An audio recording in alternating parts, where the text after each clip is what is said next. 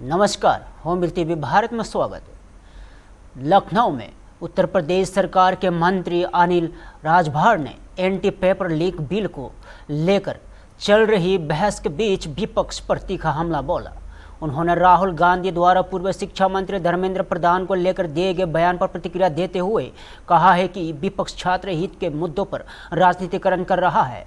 अनिल राजभर ने दावा किया है कि सरकार परीक्षा प्रणाली को अधिक पारदर्शी और सुरक्षित बनाने के लिए ठोस कदम उठा रही है। उन्होंने अरविंद केजरीवाल के E20 पेट्रोल टाउन हॉल कार्यक्रम पर भी टिप्पणी करते हुए विपक्ष की राजनीति पर सवाल उठाए और कहा कि युवाओं के हित में सरकार लगातार सुधारात्मक फैसले ले रही है।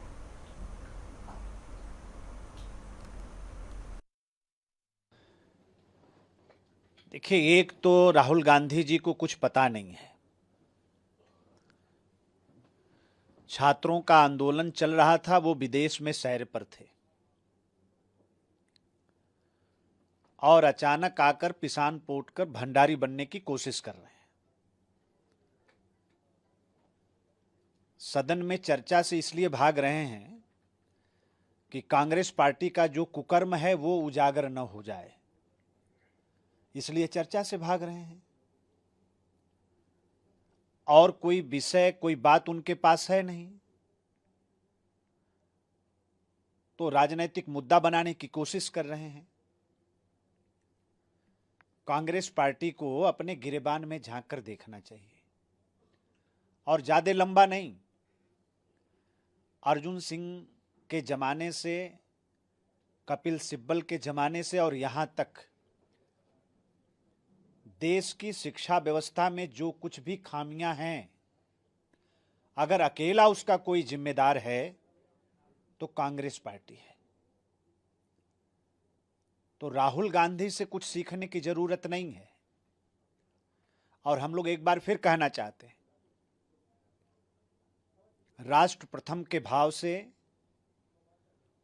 माननीय धर्मेंद्र प्रधान जी ने जो इस्तीफा दिया, उनका जितना भी अभिनंदन करें उतना कम है।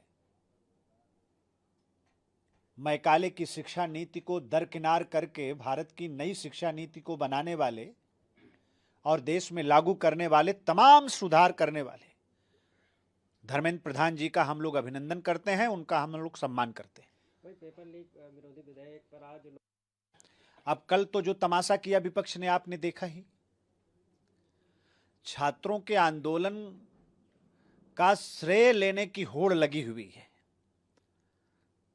राहुल गांधी अलग छटपटा रहे हैं, अखिलेश यादव अलग छटपटा रहे हैं। तब तक विदेश भ्रमण से लौट कर आए तेजस्वी यादव भी उसमें कूद गए। ये सब नॉन सीरियस लोग हैं। देश का युवा और देश के छात्र बहुत अच्छी तरीके से इनके असली चेहरों से परिचित है, इसलिए इनकी बातों में हमारे छात्र, हमारे नौजवान आने वाले नहीं। अरविंद केजरीवाल करने की घोषणा की। कोई बात नहीं है, उनका अपना दल है, अपना संगठन है, वो आंदोलन करें, कौन मना कर रहा है। कोई विषय उठाना चाहते हैं उठाएं, हम लोगों को क्या एतराज हो सकता है। धन्यवाद। दिल्ली में NCPI सांसद सोनिया सायोनी घोष ने NDA संसदीय दल की बैठक और संसद में चल रहे विभिन्न मुद्दों पर अपनी प्रतिक्रिया दी। उन्होंने कहा कि बैठक में ब्लू इकोनॉमी सहित कई विषयों पर विस्तृत प्रस्तुति दी गई और विचार विमर्श हुआ। और सायोनी घोष ने कहा है कि संसद में बच्चों, शिक्षा सुधार और पेपर लीक जैसे अहम मुद्दों पर सार्थक चर्चा होनी चाहिए। उन्होंने आरोप लगाया कि विपक्ष जिन मुद्दों पर उठा रहा है उन पर सरकार को जवाब देना चाहिए और लोकतंत्र में सुझाव और आलोचना और संवाद के लिए पर्याप्त जगह होना चाहिए। उन्होंने कहा है कि जनता शिक्षा व्यवस्था के सुधार और जवाबदेही चाहती है।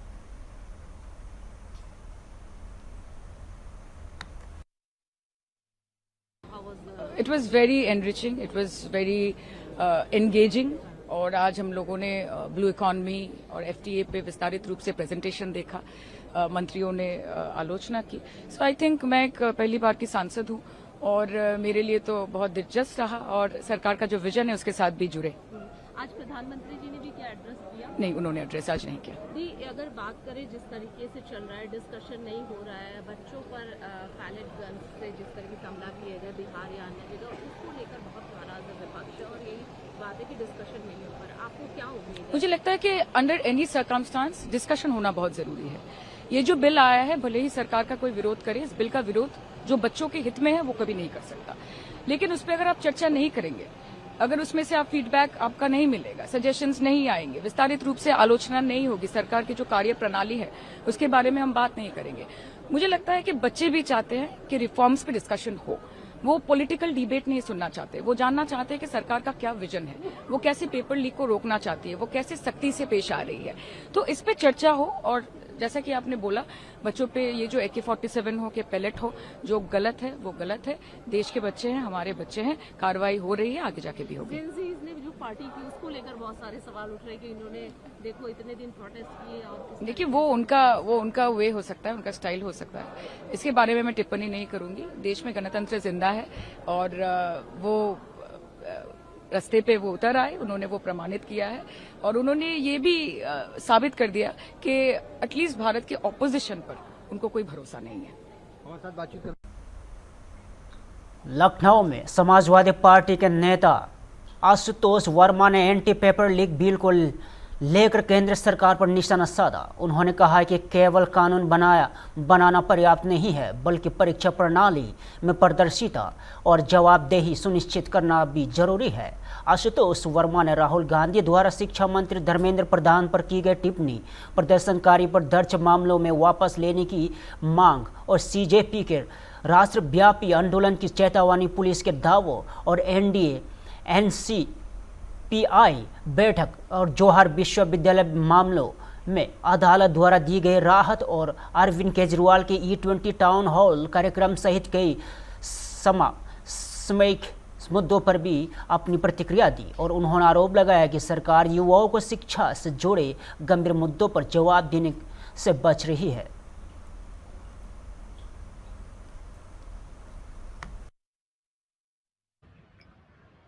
सर, पेपर लीक विरोध विधेयक पर आज लोकसभा में चर्चा होगी। एक सप्ताह के गतिरोध के बाद लोकसभा में पब्लिक एग्जामिनेशन अनुचित साधनों की रोकथाम संशोधन विधेयक 2026 पर चर्चा होगी। नहीं, बिल्कुल, और चर्चा होनी चाहिए। मुझे लगता है कि चर्चा का माध्यम कभी भी बंद नहीं होना चाहिए, मैं इस बात को मानता हूँ। लेकिन सरकार ये कैसे सुनिश्चित करेगी कि 2024 में जो ये विधेयक लाए थे परीक्षा में नकल विरोधी, उसको वो अमल कर पाई है।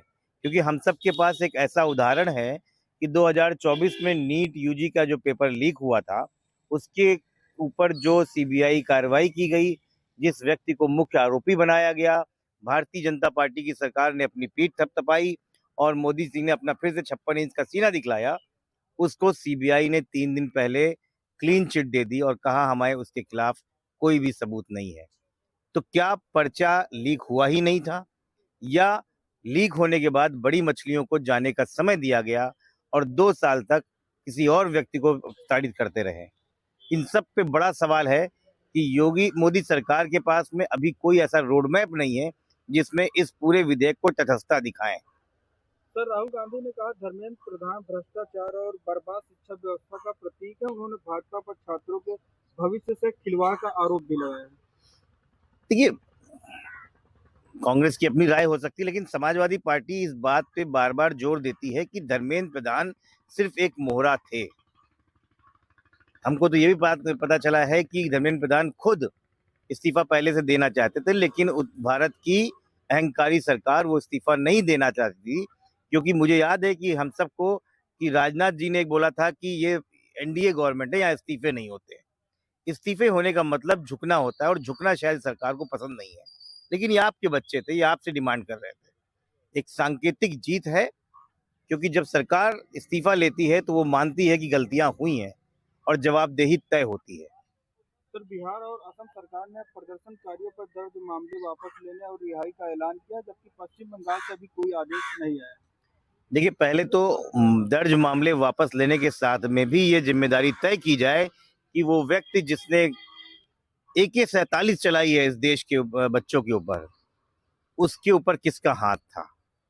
क्या ऐसी मंशा थी कि एक बड़ा हंगामा क्रिएट किया जाए, छात्रों के ऊपर गोली चलाने वाला जघन्य अपराध भारत में चुनी हुई सरकारें कैसे दे सकती हैं, ये जिम्मेदारी तय होना बहुत जरूरी है। रांची में बीजेपी नेता प्रतुल सहदेव ने एंटी पेपर लीक बिल पर चल रही बहस को लेकर विपक्ष पर निशाना साधा। उन्होंने कहा कि सरकार परीक्षा प्रणाली को पारदर्शी और निष्पक्ष बनाने के लिए प्रतिबद्ध है। प्रतुल सहदेव ने राहुल गांधी के द्वारा शिक्षा मंत्री धर्मेंद्र प्रधान पर की गई टिप्पणी और कांग्रेस अध्यक्ष मल्लिकार्जुन खड़गे के बयान पर भी प्रतिक्रिया देते हुए विपक्ष पर युवाओं को गुमराह करने का आरोप लगाया और साथ ही उन्होंने झारखंड लोक सेवा आयोग के पूर्व अध्यक्ष से CID की पूछताछ को कानून के तहत चल रही प्रक्रिया बताते हुए कहा कि दोषियों के खिलाफ कार्रवाई होनी चाहिए।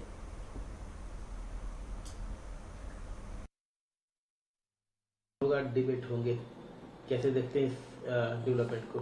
देखिए, सार्थक चर्चा का हमेशा स्वागत है, बशर्ते वहाँ अराजकता नहीं हो। भाई, राहुल गांधी के पुराने ट्रैक रिकॉर्ड को देखते हुए, उनकी पुरानी पार्टी के ट्रैक रिकॉर्ड को देखते हुए, तो हमें लगता है कि वो आज भी अराजकता पैदा करने की कोशिश करेंगे। हालांकि हमें लगता है कि लोकतांत्रिक मर्यादाओं का उन्हें पालन करना चाहिए और लोकसभा राज्यसभा के जो नियम है उसके अनुसार चर्चा होनी चाहिए। देखिए, मोदी सरकार ने अब तक पूरे देश के इतिहास में सबसे कड़े कानून लाने का काम किया है। 10 वर्ष का सजा का प्रावधान, 10 करोड़ का फाइन, और फाइन आप देने की स्थिति में नहीं हो तो आपका जमीन जायदाद एक आपके हिस्से की प्रॉपर्टी बेच के वो वसूलने का प्रावधान है। तो मुझे लगता है ये ट्रांसपेरेंट एग्जामिनेशन सिस्टम की ओर एक बहुत बड़ा कदम है और ये एक डिटरेंट साबित होगा उन लोगों के लिए जो क्वेश्चन पेपर लीक करके लाखों छात्रों के भविष्य को, सपनों को, उनकी मेहनत को तोड़ने का काम करते थे। तो सार्थक चर्चा का हमेशा स्वागत है। राहुल गांधी ने कहा है कि धर्मेंद्र प्रधान करप्शन के सिंबल हैं। धर्मेंद्र प्रधान करप्शन के सिंबल थे तो आपकी पार्टी क्या थी? करप्शन की गंगोत्री? भाई, जीप स्कैम से जो कहानी शुरू होती है वो कॉमनवेल्थ घोटाले का स्कैम, 2G, 3G, 4G, इनके अपने जीजा जी जो रातों रात अरबपति बन जाते हैं। तो कांग्रेस और घोटालों, लगता है दोनों पर्यायवाची शब्द हैं। तो राहुल गांधी को बोलने से पहले खुद का ट्रैक रिकॉर्ड देखना चाहिए साहब। ये तो वही पार्टी है ना जिसने इमरजेंसी में लाखों कार्यकर्ताओं को, राजनीतिक कार्यकर्ताओं को बिना बेल के प्रोविजन वाले मीसा एक्ट में कर दिया था। तो उससे ज्यादा बड़ा पॉलिटिकल करप्शन क्या हो सकता है जब आप लोकतांत्रिक अधिकारों को छीन लें। तो ये नसीहत ना दे तो symbol of corruption and India's ruined education system. हाँ, एजुकेशन सिस्टम से राहुल गांधी और उनके टुकड़े टुकड़े गैंग को जरूर प्रॉब्लम होगा, क्योंकि धर्मेंद्र प्रधान के समय में औरंगजेब और अकबर महान नहीं रहा साहब। महान हो गए उनसे लड़ने वाले जो हिंदू योद्धा थे, वो शिवाजी हो, पृथ्वीराज चौहान हो, राणा प्रताप हो, वो लोग हो गए महान। पर इन्होंने तो आक्रांताओं को महान बताकर रखा था, हिंदू राजाओं के इतिहास को दबा दिया था, साउथ के चोला पालवास जो डायनेस्टीज थी उनके इतिहास को दबा दिया था। क्या नेवी थी चोलास के पास। और वो इसलिए भी विलन होंगे इनके लिए क्योंकि इन्होंने भारतीय भाषाओं को नई एजुकेशन पॉलिसी में जगह दी थी। जो लेफ्टिस्ट और कांग्रेस के टुकड़े टुकड़े गैंग के लोग थे उनको बाहर निकाल किया था।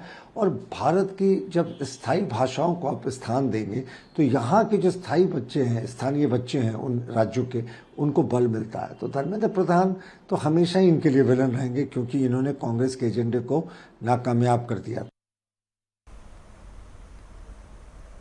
दिल्ली में बीजेपी सांसद निशिकांत दुबे ने अपने एक सोशल मीडिया पोस्ट को लेकर कई गंभीर आरोप लगाए। उन्होंने दावा किया है कि एक भारतीय सांसद ने झूठी कंपनी के पंजीकरण, उसके निदेशकों और लंदन के एक पते पर बड़ी संख्या में कंपनियों के रजिस्ट्रेशन को लेकर सवाल खड़े होते हैं। और निशिकांत दुबे ने आरोप लगाया कि कुछ संस्थाओं और मीडिया संगठनों की गतिविधियों की निष्पक्ष जांच होनी चाहिए। हालांकि इन आरोपों की स्वतंत्र पुष्टि नहीं हुई है और संबंधित पक्षों की ओर से इस प्रक्रिया पर आना बाकी है।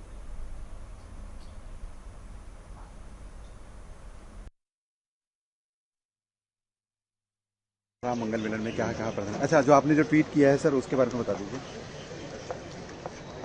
एक भारतीय लोकतंत्र में एक सांसद हैं जिन्होंने 2003 में जो है एक कंपनी रजिस्टर्ड की, बेपॉप्स यूके लिमिटेड, उसका जो पता है वो 2 फ्रॉन्गल वे है, लंदन में। उसके जो 2 डायरेक्टर हैं, एक का नाम लव ग्रोव है, दूसरे का नाम मैकनाइट है। लव ग्रोव 1056 कंपनी में डायरेक्टर है और मैकनाइट जो है लगभग 256 कंपनी में डायरेक्टर। जहां ये 2 फ्रॉन्गल वे में कंपनियां रजिस्टर्ड हैं, वहां और भी 60 कंपनियां रजिस्टर्ड। उस 60 कंपनियों में कई एक टीवी चैनल भी हैं, जिनका कि हमेशा से एकमात्र धंधा ये रहता है कि भारत की घटनाओं को कैसे बढ़ा चढ़ाकर पेश किया जाए, कैसे देशद्रोही ताकतों को जो है इकट्ठा किया जाए। लखनऊ में उत्तर प्रदेश सरकार के मंत्री संजय निषाद ने एंटी पेपर लीक बिल को चल रही बहस के बीच विपक्ष पर निशाना साधा। उन्होंने राहुल गांधी द्वारा धर्मेंद्र प्रधान को लेकर दिए गए बयान, एनडीए एनसीपीआई बैठक, अरविंद केजरीवाल के E20 पेट्रोल और टाउन हॉल कार्यक्रम और वारिस पठान के वनडे मातरम संबंधी बयान और निषाद पार्टी के स्थापना दिवस कार्यक्रम सहित कई समसामयिक मुद्दों पर अपनी प्रतिक्रिया दी। और संजय निषाद ने कहा है कि सरकार परीक्षा प्रणाली को अधिपारदर्शी बनाने और युवाओं के हितों की रक्षा के लिए प्रतिबद्ध है। और साथ ही उन्होंने राष्ट्रीय एकता और विकास के मुद्दों पर विपक्ष की राजनीति की आलोचना की।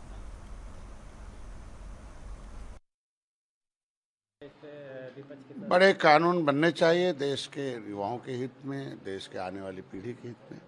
और इस चर्चा में काला पर्चा भी निकलेगा। जो पिछली सरकारें, कितने माफिया उनके साथ थे, शिक्षा माफिया, नकल माफिया, भू माफिया, ये सारे लोग किस तरीके से घर पे पर्चा कॉपी लिखा जाता था, कैसे विधायक बनते थे, मंत्री बनते थे, मंत्री बनने के बाद अधिकारी कैसे प्रेशर में आते थे, नकल कराते थे, ये सारा कुछ चर्चा में आएगा हमको लगता है। और इसके बाद विपक्ष का जवाब नहीं पाएगा। राहुल गांधी है वो ठीक कह रहे हैं, किस तरह से देखते हैं? राहुल गांधी पिछड़ा विरोधी हैं, भ्रष्टाचार, उनकी कोई पॉलिसी हो और उस पॉलिसी के तहत पेपर लीक हुआ हो तब धर्मेंद्र प्रधान दोषी हैं। एक पिछड़े का इम्तहान, एक मतलब इस्तीफा लेना उनके खिलाफ होना, ये पिछड़ा विरोधी है। और इसका जवाब अब किस मुंह से एक कुर्मी कभी वोट पाएंगे भाई? कि पिछड़ों का प्रतिनिधित्व आप खत्म कर रहे हैं तो कैसे वोट पाएंगे? ये कांग्रेस अपने आप सत्यानाश करा रही है। एनडीए के लोगों को आमंत्रित किया गया बैठक में, आज के दिन में मैं बधाई दूंगा मोदी जी को, और सबको राष्ट्र के प्रति समर्पित होकर सेवा करने का अवसर है। तो सभी लोग जो भी आए हैं इस हमारी पार्टी के साथ, सबका स्वागत है। वही अरविंद केजरीवाल ने कहा जो है वो आयोजित करेंगे, किस तरह से देखते हैं? अब एक नया मुद्दा बना रही है। देखो, ये सब विपक्ष के पास कुछ है नहीं, ये युवाओं को गुमराह करना चाहते हैं, जनता को गुमराह करना चाहते हैं। ये सब हमेशा नकारात्मक राजनीति की है 70 साल से, तो नकारात्मक राजनीति करके भारत को फिर से बर्बाद करना चाहते हैं और कुछ नहीं। वही AIM के देखो, देश शरीयत से नहीं, अब संविधान से चलता। संविधान तभी बना जब राष्ट्रवादी सोच के लोग देश को आज़ाद कराए हैं। ये आज़ादी के समय का ये शब्द है और सबको इसका पालन करना चाहिए। 16 तारीख को आप जो है आयोजन करने जा रहे हैं, किस तरह से? देखिए, पार्टी का स्थापना ही इसीलिए हुआ कि जो इनके ऊपर झुआ भर रोड पर पौआ पीने का लेवी लगा था, बिकाऊ पियाओं का लेवी लगा था, कहते थे भाड़े वाले हैं, खाड़े वाले हैं, पायल साड़ी वाले हैं। तो कम से कम जिन युवाओं को अपना मुद्दा चाहिए वो आए। जिस समाज के लोग रोड पर अपना प्रदर्शन करते, शक्ति करते हैं, उसके समाज के लोग रोड पे भीख नहीं मांगते हैं। तो हम युवाओं को है और इसमें सभी लोग आएंगे। और हमको लगता है स्थापना पिछले बार थोड़ी सी गलती से भारतीय जनता पार्टी के लोग नहीं, हमने न्योता दे रखा और उसमें स्थापना दिवस लखनऊ में मनाया जाएगा, उसमें आएंगे। और हमको लगता है कि हम लोग मिलके, क्योंकि ये जो निषाद को कहते हैं सपा हमारे साथ है, बसपा कहते हैं हमारे साथ, कांग्रेस कहते हैं हमारे साथ, नेता कहते हैं हमारे पॉकेट में, तो कम से कम इसे पता तो चला कि नहीं निषाद मछुआरे जो है निषाद पार्टी के साथ और निषाद पार्टी भारतीय जनता पार्टी के साथ है। कोलकाता में पश्चिम बंगाल बीजेपी के नेता केया घोष ने एनडीए संसदीय दल की बैठक और एनसीपीआई संसदों की बैठक में मौजूदगी और अभिषेक बनर्जी द्वारा भागी संसदों की अयोग्यता को लेकर लिखे गए पत्र सहित कई राजनीतिक मुद्दों पर अपनी प्रतिक्रिया दी। उन्होंने सेवाश्रय कैंप और कार्रवाई अभिषेक बनर्जी की मेडिकल रिपोर्ट्स से जुड़े विवाद और एंटी पेपर लीक बिल पर चल रही बहस और नीट प्रदर्शनकारियों पर दर्ज मामलों को वापस लेने की मांग और नेता प्रतिपक्ष शुवेंदु अधिकारी की दिल्ली यात्रा पर टिप्पणी की और किया घोष ने कहा है कि कानून और संवैधानिक प्रक्रिया के तहत सभी मामलों का समाधान होना चाहिए और विपक्ष तथ्यों के बजाय राजनीतिक आरोप लगाने की में व्यस्त है।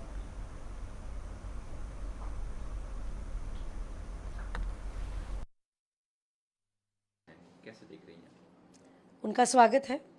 देश की आदरणीय प्रधानमंत्री जी जो विश्व गुरु है सही मायने में, उनको देख के, उनके काम को देख के, उनसे अनुप्राणित होके अगर ये एनडीए में शामिल हो रहे एनसीपीआई के जो सांसद हैं, उनका स्वागत है। हम आशा रखते हैं कि अपने अपने क्षेत्र में और अपने अपने जो जगह है, जो लोकसभा कॉन्स्टिट्यूएंसी है, वो एनडीए जैसे काम करती है लोगों के लिए, वैसे ही वो काम करेंगे। मतलब अभिषेक बैनर्जी चाहते हैं चित भी उनकी पट भी उनकी। ये जो इतना चिंता की बात थी, तब ये जब 2021 के पहले लगातार भारतीय जनता पार्टी का चुना हुआ विधायक को यही अभिषेक बैनर्जी और ममता बैनर्जी यानी कि बुआ और भतीजा मिलके ज्वाइन करवाया और विधानसभा के अंदर उनकी गिनती की जाती थी भारतीय जनता पार्टी के विधायक के ओर से, और बाहर ये तृणमूल बन जाते थे। ये कहाँ था इनका ये जो कॉन्शियसनेस, कहाँ था इनका सच झूठ सही गलत, कहाँ था? एंटी डिफेक्शन तक लागू नहीं करने दिए तब उनके टाइम पे जो अध्यक्ष महोदय थे वो। और ये जो है जो सांसद है, इनको बोल रहे कि अनलॉफुल अनकॉन्स्टिट्यूशनल किस एंगल से? अभिषेक बैनर्जी और महुआ मोइत्रो को थोड़ा सा कॉन्स्टिट्यूशन और एक बार पढ़ लेना चाहिए, क्योंकि इनके खिलाफ एंटी डिफेक्शन लगता नहीं है। 20 सांसद बाहर आ गए हैं, एनसीपीआई ज्वाइन कर लिए हैं। अगर उनके मन में ममता बैनर्जी को छोड़ के, बुआ भतीजा को छोड़ के, भ्रष्टाचार को छोड़ के, अगर उनके मन में जो देश को आगे बढ़ाने वाली जो नेतृत्व है उनके साथ शामिल होने का इनके दिल में इच्छा है, तो प्रॉब्लम क्या है? प्रॉब्लम ये है कि इन लोग सिर्फ और सिर्फ ममता बैनर्जी और अभिषेक बैनर्जी वोट टू वोट और नोट टू नोट पॉलिटिक्स में भरोसा रखते हैं। इसीलिए अभी पश्चिम बंगाल में ममता बनर्जी बोले असली तृणमूल में हूँ, मृत तृणमूल है वो, और यहाँ पर ऋत तृणमूल है। एक तरफ मृत तृणमूल, एक तरफ ऋत तृणमूल, और ममता बनर्जी को भी बोलना पड़ रहा है असली तृणमूल। अरे तृणमूल पार्टी क्या है? कार्यकर्ताओं से कोई पार्टी बनती है, विधायक से पार्टी बनती है, सांसद से पार्टी बनती है। आपके पास ना है कार्यकर्ता, ना है विधायक, ना है सांसद, तो आप अपने आप को असली मत कहिए, क्योंकि 2026 में लगातार 2 बार हारने के बाद अब वर्तमान मुख्यमंत्री से प्राक्तन मुख्यमंत्री यानी कि एक्स सीएम अब बन चुकी है। दिल्ली में केंद्रीय मंत्री गिरिराज सिंह ने संसद में हंगामे और कार्यवाही स्थगित होने के मुद्दों पर विपक्ष पर तीखा हमला बोला। उन्होंने कहा है कि सरकार महत्वपूर्ण विधेयकों पर चर्चा कराने के लिए तैयार है, लेकिन विपक्ष सदन की कार्यवाही बाधित कर रहा है। गिरिराज सिंह ने बिहार में AK-47 फायरिंग की घटना और प्रदर्शनकारियों के खिलाफ दर्ज FIR वापस लेने के राज्य सरकार के फैसलों पर भी प्रतिक्रिया दी, और उन्होंने कहा है कि कानून व्यवस्था और लोकतांत्रिक प्रक्रिया का सम्मान होना चाहिए तथा संसद में जनहित के मुद्दों पर सार्थक चर्चा होना चाहिए।